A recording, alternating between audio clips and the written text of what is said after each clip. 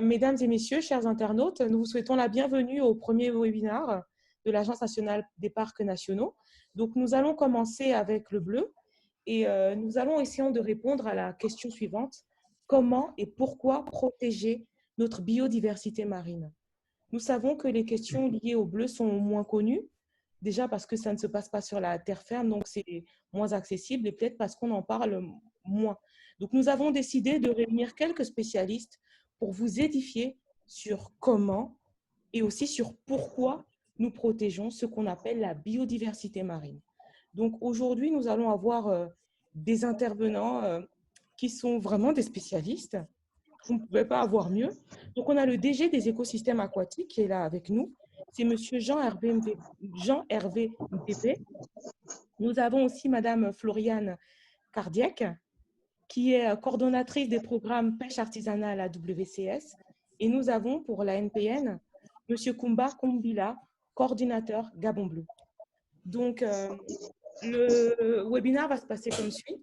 Dans un premier temps, nous allons avoir M. le DG des écosystèmes aquatiques qui va nous parler du rôle des écosystèmes aquatiques.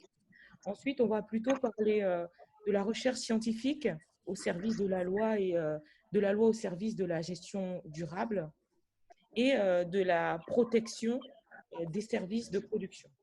Donc, nous allons commencer sans trop tarder avec l'intervention de Monsieur le DG des écosystèmes aquatiques. Merci, Monsieur le DG. Merci, Madame.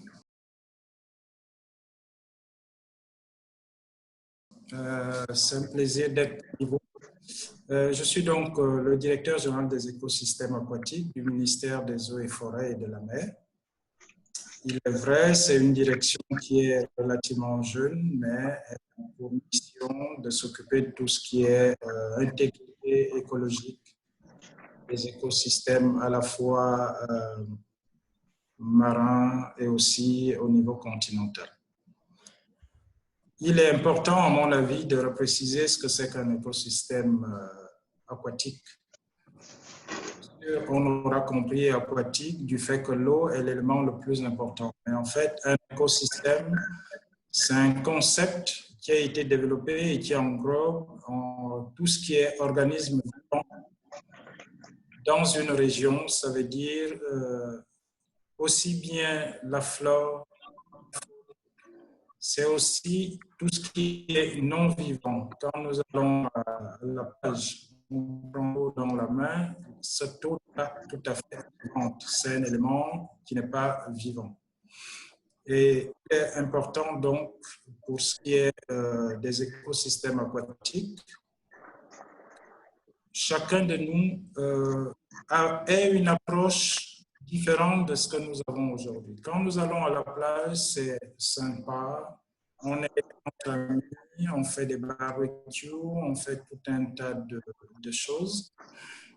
Ce qui est le plus important pour nous, pour préserver en fait cette biodiversité dont vous avez fait allusion, c'est de savoir que les écosystèmes aquatiques et essentiellement les mers, les océans, ont ou alors nous rendent un certain nombre de services ou alors procurent un certain nombre de bienfaits.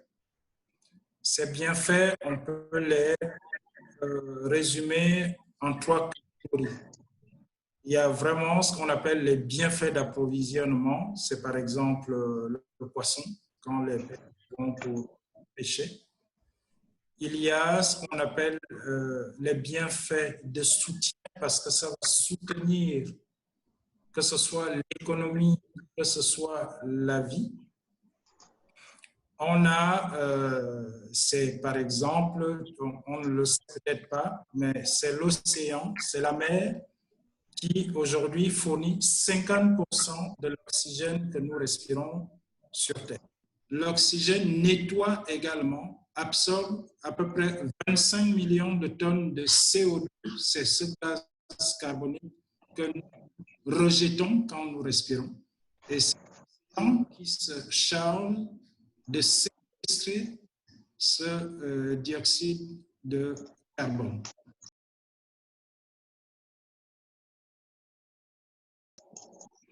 Mais malheureusement, comme je le disais, et partager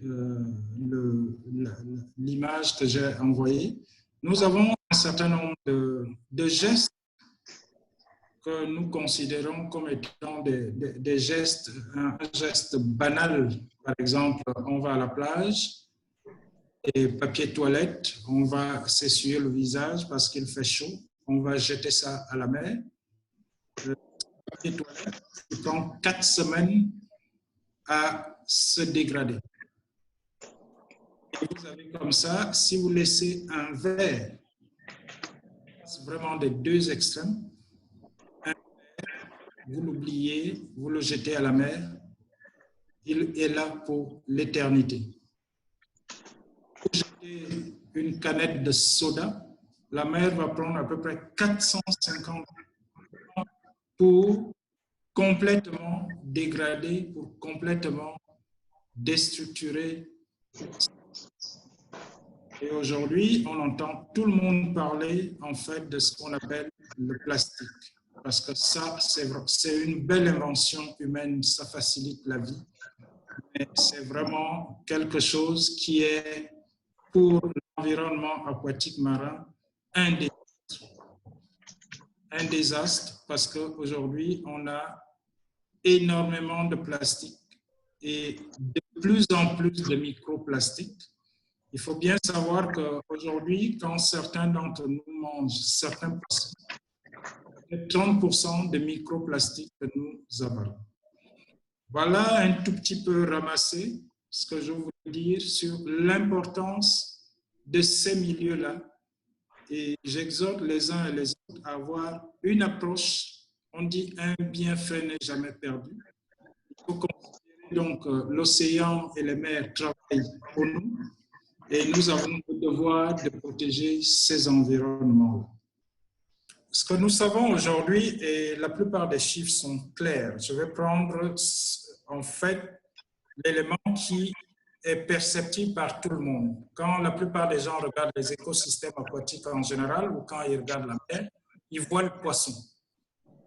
On sait aujourd'hui que 30% des stocks de poissons sont surexploités. Vous avez des zones aujourd'hui où un certain nombre d'espèces de poissons ne sont plus ou alors se rencontrent de façon occasionnelle. Ce que j'ai envie de dire par là, c'est que pour ceux qui ont voyagé, peut-être que certaines personnes ont vu certaines régions d'Europe ou certaines rivières en Europe, vous avez des rivières où il n'y a aucun poisson.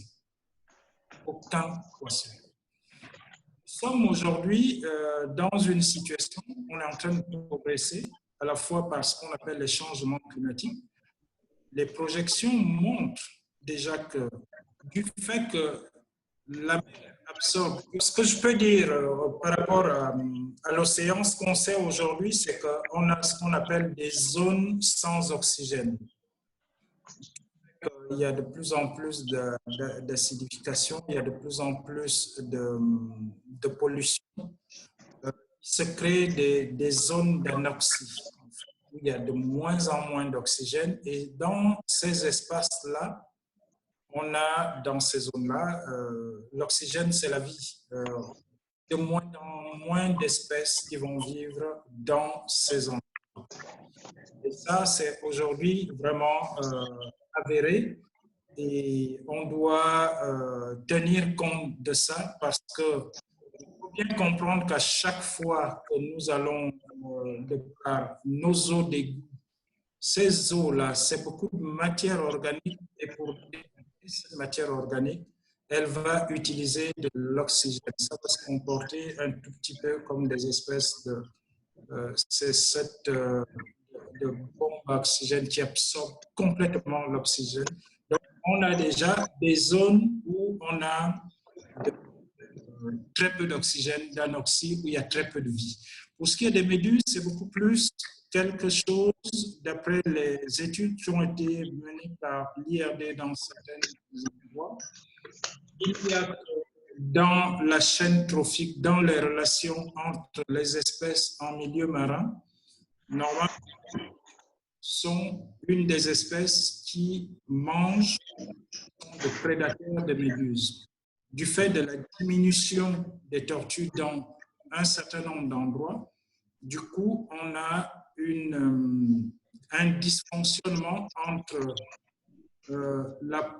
les proies qui sont les méduses et les prédateurs qui sont les tortues. Donc, s'il n'y a plus de tortues pour manger les méduses, ben, les méduses vont croître. Et D'accord. ben, une dernière menace, si vous permettez, pour finir avec ça. La mer, c'est un certain nombre d'habitants.